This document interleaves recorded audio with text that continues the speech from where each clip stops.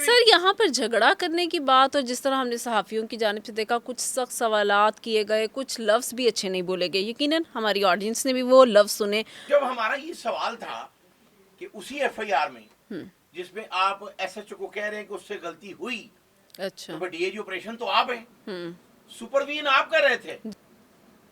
अब फरियाद एक मैजिस्ट्रेट के घर में मौजूद है और उस जुडिशियल मैजिस्ट्रेट को कह रहा है क्या डीएजी साहब ना गल करो, डीएजी ऑपरेशन ना गल करो। भी ना पुलिस को हक है कि किसी सहाफी के खिलाफ कोई बात बिल्कुल करे, ना किसी सहाफी के पास कोई ऐसा इख्तियार है कि वो किसी पुलिस एहलकार के बारे में कोई गैर पार्लिमानी अल्फाज यूज करे। बिल्कुल ऐसे नहीं होना चाहिए। नहीं। अस्सलाम वालेकुम नाज़रीन, आज के स्पेशल पॉडकास्ट में मैं हूं आपकी होस्ट निमरा रबाब।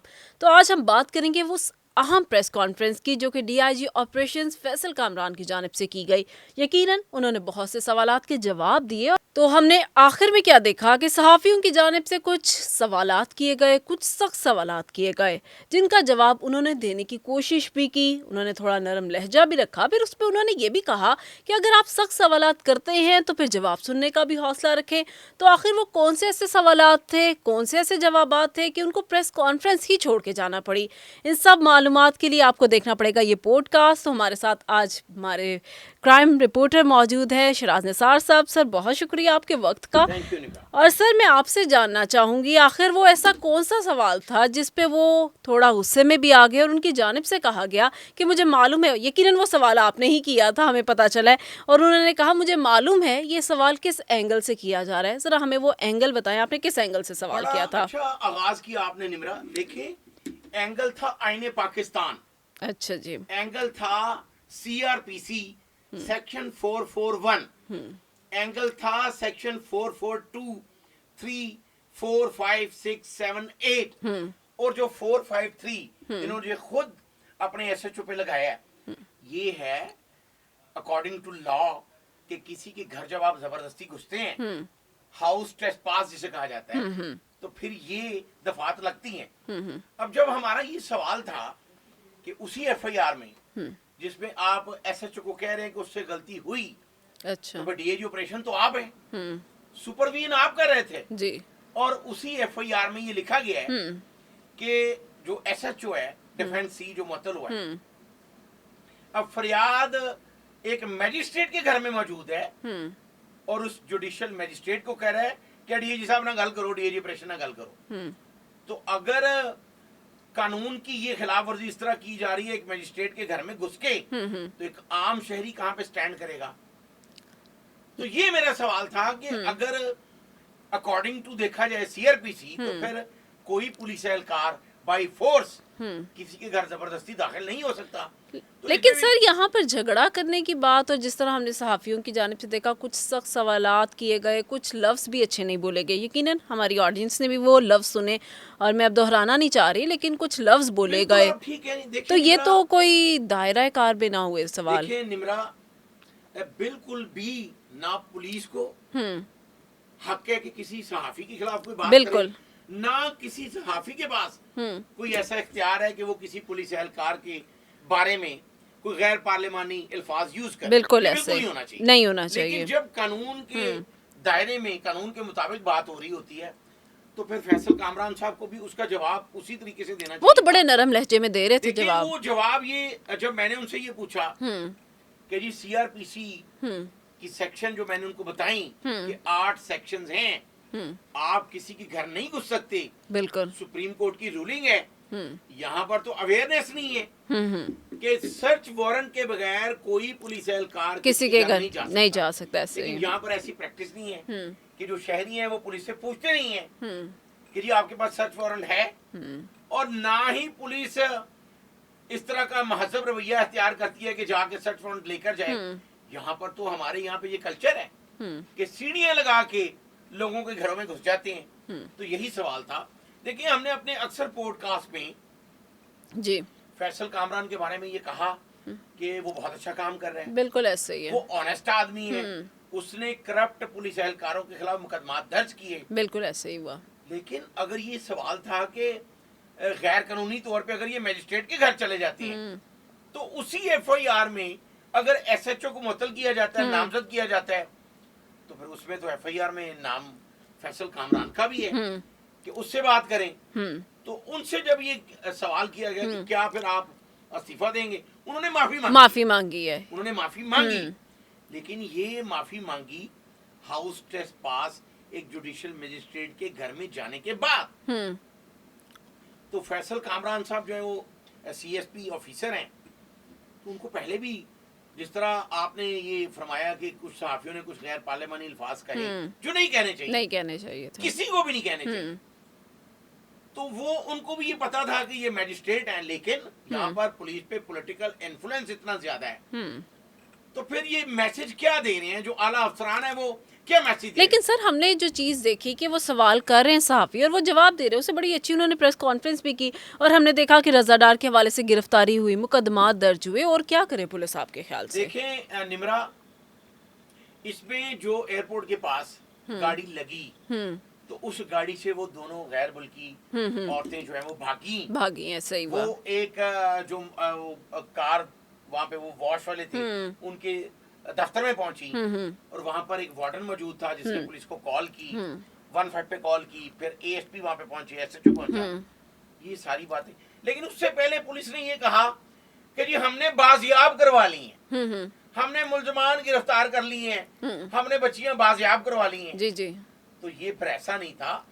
چلے اب پولیس نے اگر ان کو اپنی کسٹڈی میں لے لیا, آگے تفتیش بھی ہو رہی ہے, گرفتاریاں بھی ہو گئی, ریمانڈ بھی چل رہے, تو اب آپ اور کیا چاہ رہے ہیں؟ پولیس خود مار دے انہیں. دیکھیں ہم تو سی سی ڈی نے کیا کیا ہے, ہم تو یہ بالکل نہیں کہہ رہے کہ جوڈیشل کلنگ ہونی چاہیے. اب وہ آہستہ آہستہ پروسیس آگے چلے گا. دیکھیں پروسیس تو چل رہا ہے, اب ان بچیوں کا میڈیکل بھی ہو گیا, وہ باہر بھی چلی گئی ہیں, ایسے ہی ہوا, پروسیس چلے گا. لیکن یہاں پر جو بااثر افراد ہیں وہ پروسیس پہ اثر انداز ہو جاتے ہیں. جس طرح میں اکثر ایک مثال دیتا ہوں کہ فیصل آباد کے ایک اعلیٰ سیاسی شخصیت نے 4 کنال کا پلاٹ کمیونٹی پولیسنگ کے لیے دیا. تو جب ان کا اپنا بیٹا ایک ریپ کیس میں گرفتار ہوا تو انہوں نے کہا کہ یا میرا پلاٹ واپس کریں یا اس کو بے گناہ کریں, تو وہ پھر بے گناہ ہوا. اب اگر کوئی صحافی یہ سوال کرے کہ وہ بے گناہ کیوں ہوا, تو وہ صحافی کا سوال جو ہے وہ غلط. بالکل. تو اب آپ کے خیال سے آگے اب پولیس کی جانب سے بھی کارروائی جاری ہے, پولیس کی جانب سے سب کچھ کام کیے جا رہے ہیں, ہم دیکھ رہے ہیں کہ جس طرح انہوں نے پریس کانفرنس بھی کی ہے, تو اب آپ صحافیوں کا مزید کیا مطالبہ تھا ان سے, مزید وہ اور کیا تحقیقات کریں یا کیا آپ کے سامنے حقائق رکھیں؟ دیکھیں حقائق تو بالکل اب تو سامنے رکھنے ہی پڑیں گے جس طرح رکھے بھی گئے ہیں. جی, تو وہ پریس کانفرنس تو کر رہے ہیں. پولیس یہ کر رہی ہے, اب پولیس خود صحافیوں کو ڈی ٹریک کر رہی ہے. کیسے؟ جیسے لاہور گرین ٹاؤن میں 6 قتل ہوئے, تو جو آئی جی صاحب کے سابق پی آر او تھے انہوں نے یہ پریس ریلیز جاری کر دی, جو سپوکس مین تھے, کہ جی 2 ٹیمیں بنا دی گئی ہیں اور پولیس کو کہہ دیا گیا کہ جلد ملزمان کو گرفتار کیا جائے. جی. جبکہ جو قاتل تھا وہ قتل کرنے کے فوری بعد تھانے پیش ہو گیا تھا. ایسے ہی تھا. ٹھیک ہے, اب جو سپوکس مین ہیں ان کو یہ پریکٹس کروا دی گئی ہے, اگر کہیں 4 بوتلیں شراب کی پکڑی گئی ہیں تو پریس ریلیز شروع کہاں سے ہو رہی ہے, ذرا یہ سنیں کہ جی وزیر اعلیٰ پنجاب کے وین کے مطابق آئی جی پنجاب نے آرڈر دیا سی سی پی او کو, سی سی پی او نے ڈی اے جی کو کہا, ڈی اے جی نے ایس پی کو کہا, انہوں نے ڈی ایس پی کو کہا, پھر آگے ایک ٹیم گئی, تو آگے نکلا کیا 3 بوتلیں شراب. اچھا, تو یہ سارے افسران کو اوپر سے لے کے نیچے تک یہ اس طرح نہیں. دیکھیں شیر کی شہرت اسے شیر بنائے رکھتی ہے, ورنہ وہ بلی ہے. ایسا ہی ہے. تو جو چھوٹا ملازم اگر کوئی کاروائی کر رہا ہے تو اس کو بھائی بتائیں, اس کو بتائیں کہ اس نے کاروائی کی ہے. اب یہاں پر صرف اب نہیں, اس سے زیادہ ٹرانسپیرنسی آپ لوگ کیا چاہتے ہیں؟ ان کی جانب سے معافی مانگی گئی ہے, ان کی جانب سے یہ ان کا ایک اچھا جیسچر تھا. ہاں جی. لیکن نمرا کسی کے گھر میں گھس کے, ایک جوڈیشل میجسٹریٹ ہے, وہ ایف آئی آر کی تحریر میں آپ کو بتا رہا ہوں کہ وہ اپنی فیملی کے ساتھ گھر میں سو رہے ہیں رات 1:30 بجے, اور ایس ایچ او ڈیفینس سی یہ ایف آئی آر کی تحریر ہے کہ فورسفلی ود گن وہاں پہ اسلحہ کے ساتھ, تو ان کو جا کر G D A G pressure نہ گل کرو.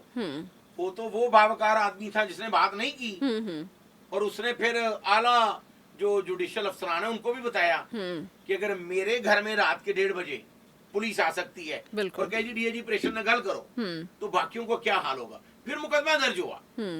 تو یہ سوال تو میرٹ پہ تھا کہ اگر اس مقدمے میں ایس ایچ او گرفتار ہو رہا ہے یا ایس ایچ او معطل ہو رہا ہے تو بھجوایا تو پھر فیصل کامران صاحب نے تھا جی. تو ان سے یہی پوچھا گیا کہ کیا آپ بھی استعفیٰ دے رہے ہیں. تو اس بات پہ وہ تھوڑا سا ناراض ہو گئے.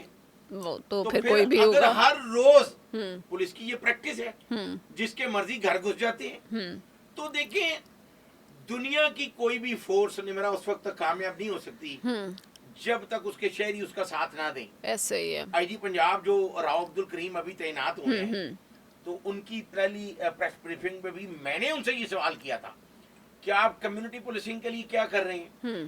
دیکھیں ہم اگر 26 کروڑ عوام کو پولیس اپنی آنکھیں اور کان بنائے بالکل تو یہ زیادہ افیکٹو ہو سکتے ہیں.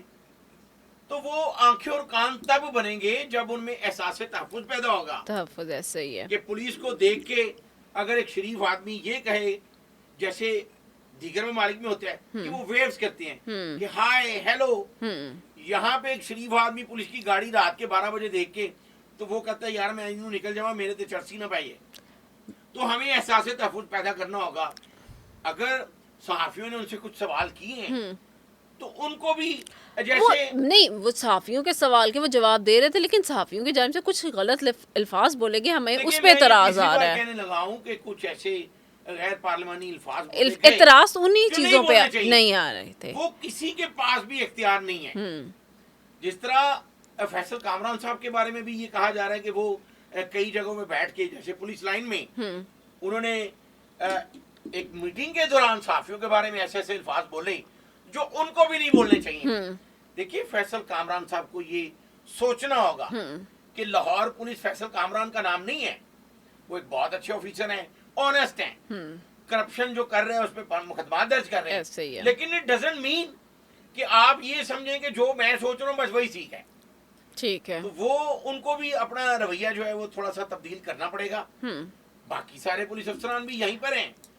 اچھا چلیں اب ذرا ہم اس کیس کی طرف بھی آتے ہیں. جس طرح غریدہ فاروقی کی جانب سے کہا گیا کہ صلح نامہ ہو گیا مدعی کے ساتھ اور کچھ ویڈیو اسٹیٹمنٹ کے حوالے سے بھی ذکر کیا گیا, اس حوالے سے کچھ بتائیے ہمارے ناظرین. دیکھیں بڑا ہی اچھا سوال آپ نے ریلیٹ کیا. دیکھیں اس میں اس مقدمہ جو ڈیفینس میں درج ہوا ہے اب اس میں مدعیہ وہ دونوں خواتین ہیں. اب وہ باہر بھی چلی گئی ہیں. کرپٹو کرنسی کا ان کا کاروبار بھی تھا تو رضا ڈار ہی اس میں مین جو لیڈ کر رہے تھے سب کو. تو اب تو obviously ایسا ہوگا. اب تو جو ویڈیو سٹیٹمنٹ کے حوالے سے ذکر آیا 43 کروڑ روپے کی بات ہے. میں نے بھی سنا جو ان بچیوں نے جو پاکستان پہنچی اب انہوں نے کچھ لاکھ ڈالر, یہ انتہائی معتبر ذرائع کا کہنا ہے کہ دیے بھی. اچھا لیکن اگر ان کو بھی کوئی 20-25 کروڑ روپے بچ جاتا ہے تو میرا خیال ہے وہ اب واپس اس کو پرسو نہیں کریں گی. لیکن اچھا دیکھیں یہ پاکستان کی عزت کا سوال ہے. بالکل یہاں پر پاکستان انوالو. ان دونوں لڑکیوں کو جھنڈا دے رہے ہیں پاکستان کا کہ ہم آپ کے ساتھ ہیں. نمرا ہم اکثر اپنے پوڈ کاسٹ میں یہ ڈسکس کر چکے ہیں کہ اس طرح کے جو کیسز ہوتے ہیں ان میں اسٹیٹ کو مدعی بن جانا چاہیے. لیکن یہاں پر چونکہ 62 افراد کے خلاف اسٹیٹ بھی مدعی نہیں بنتی تو قانون جب تک سب کے لیے برابر نہیں ہوگا اس طرح کے واقعات جو ہوتے رہے. اچھا تھوڑا کرپٹو کرنسی کے حوالے سے بتائیں کہ کیا ان کی آپس میں لین دین چل رہا تھا اور یہ کب سے چل رہا تھا اور کس طرح سے ان کو پاکستان بلایا گیا, یہ تھوڑی سی ڈیٹیلز آپ اگر شیئر کر سکیں. ان دونوں خواتین نے میجسٹریٹ کے سامنے جو 3 صفحات پہ بیان لکھوایا, بڑا خوفناک بیان ہے, وہ ہم نے بھی پڑھا ہے. اور کچھ ایسی بھی باتیں ہیں کہ ہم اپنی آڈینس کے ساتھ آن کیمرہ بھی نہیں بتا سکتے. رضا ڈار جو ہیں وہ اسپین بھی گئے ان لڑکیوں کے پاس, سنگاپور میں بھی ملاقات ہوئی تو وہ کاروبار تو کر رہے تھے.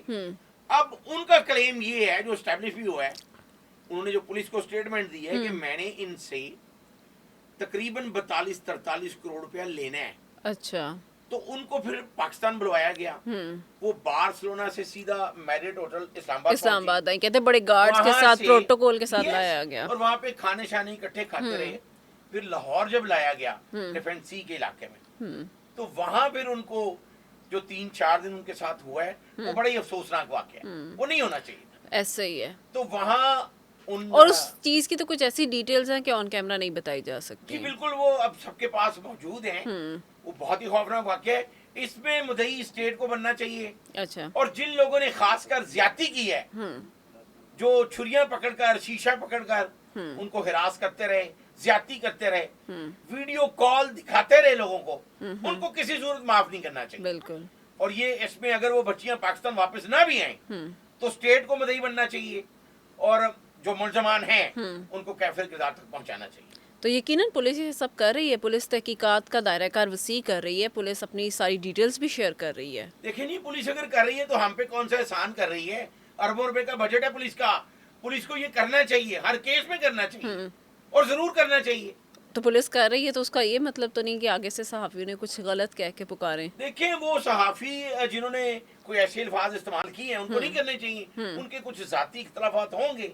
बिल्कुल। तो पुलिस को जरूर करना चाहिए, इसमें स्टेट को मदई बनना चाहिए और जो असल मुलजमान हैं उनको कैफिर किरदार तक पहुंचाना चाहिए। बिल्कुल, असल मुल्ज़िमान को कैफिर किरदार तक पहुंचाना चाहिए और यकीनन पाकिस्तान के इसमें नाम इन्वॉल्व है, यकीनन पाकिस्तान की जानिब से अच्छा उनके साथ रवैया भी किया गया, जहां पाकिस्तान ने उनको तहफ़्फ़ुज़ फ़राहम किया, बाज़ियाब करवाया और यकीनन आगे आने वाली डिटेल्स भी आपके साथ शेयर की जाएंगी। तब तक के लिए हमें दीजिए इजाज़त। अल्लाह हाफ़िज़।